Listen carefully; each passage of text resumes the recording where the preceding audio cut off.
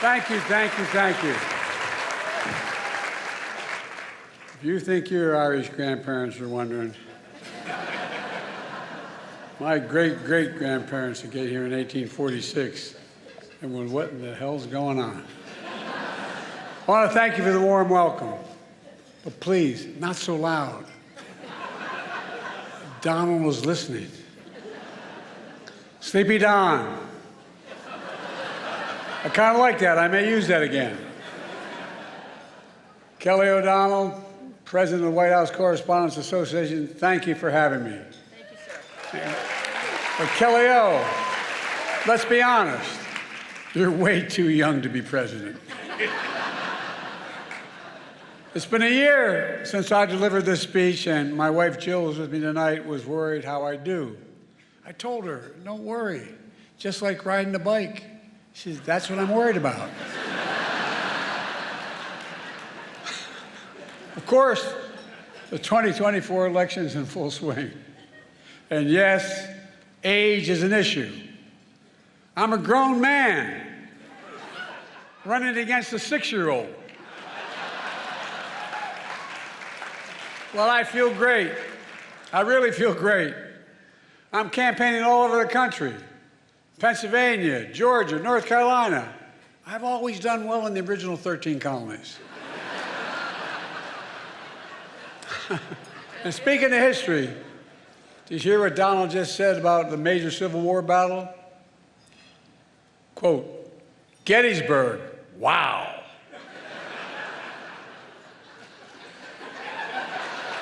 Trump's speech was so embarrassing, the statue of Robert E. Lee surrendered again.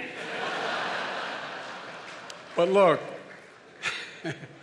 age is the only thing we have in common. My vice president actually endorses me.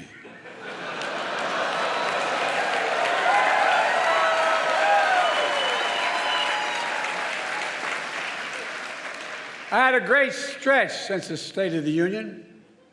But Donald has had a few tough days lately. You might call it stormy weather. What the hell? Trump's so desperate he started reading those Bibles he's selling.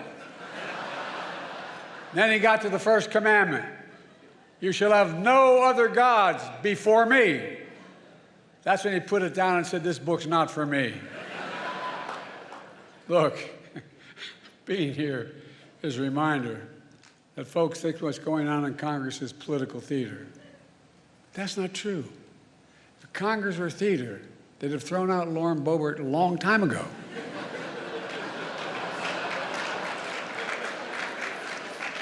Now, to all my friends in the press and Fox News,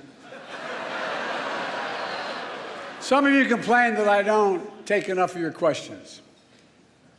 No comment. Of course, the New York Times issued a statement blasting me for, quote, active and effectively avoiding independent journalists.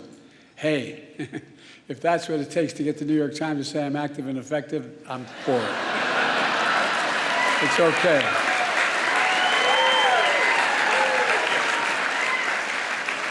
I have higher standards.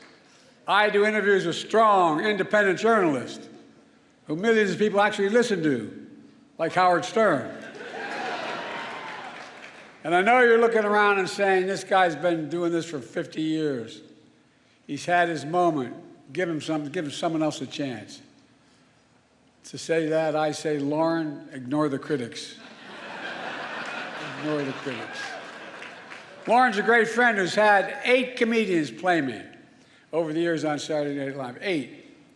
And who the hell says I'm not a real job creator? Look, Lauren's had even more comedians and actors joke about me, like the funny guy in Weekend Update, Michael Che. He's hilarious. Scarlett Johansson, you did such an incredible job in your State of the Union rebuttal that you should be do Weekend Update. Clearly, you're the funny one in the family. Look, folks, on a serious note, In addition to marrying up, Colin and I have another thing in common. We both find strength in family. I got to spend some time with his family yesterday in the Oval Office. Colin's dad was a high school teacher in Staten Island, and his mom is an incredible woman, a family of firefighters, was chief medical officer in New York City Fire Department on 9/11. As a doctor, she rushed to ground zero, risking her own life, treating and saving fellow first responders. Rushing into danger for others is my definition of patriotism and heroism.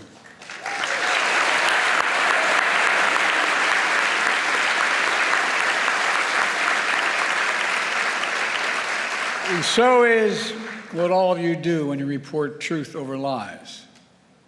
That's why I want to close the night with my genuine thanks to the free press. There are some who call you the enemy of the people. That's wrong and it's dangerous. You literally risk your lives doing your job. You do.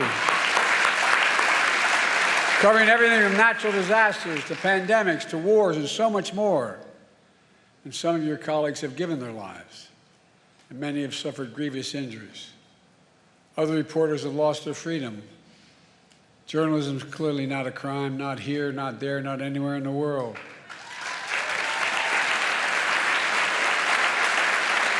And Putin should release Evan and also immediately. Just we're doing everything we can. We're doing everything we can to bring home journalists, fellow journalists, Austin, and all Americans like Paul Whelan, who wrongfully detained all around the world. And I give him orders to Biden. We're not going to give up until we get them home. All of them. All of them.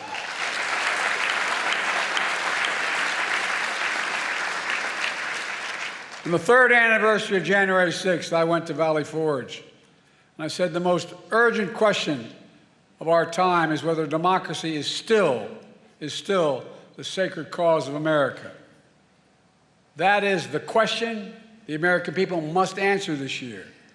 And you, the free press, play a critical role in making sure the American people have the information they need to make an informed decision. A defeated former president has made no secret of his attack on our democracy. He said he wants to be a dictator on day one, and so much more. He tells supporters he is their revenge and retribution.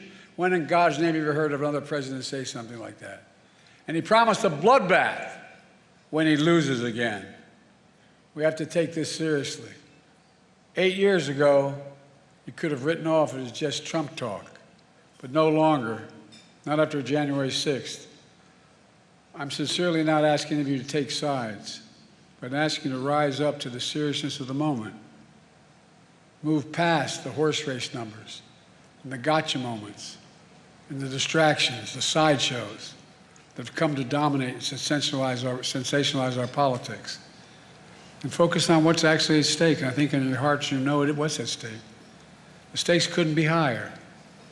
Every single one of us has roles to play, a serious role to play, in making sure democracy endures, American democracy.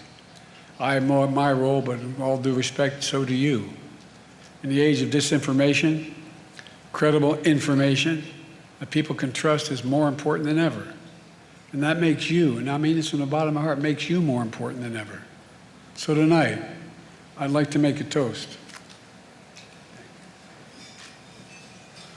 To a free press, to an informed citizenry, to an America where freedom and democracy endure.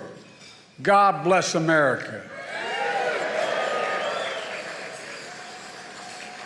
Now, I'm going to turn it over to Kelly, then you'll hear from a real comedian. I think I know what I'm in for. Colin Jost has taken aim at me before with his jokes. Oh, I'm sure. You ready? Like saying, after winning the South Carolina primary, Biden barely edged out his closest rival. Time. Colin, when I win, I'm going to have a whole hell of a lot of time. And I'm going to be watching, pal. Kelly, back to you.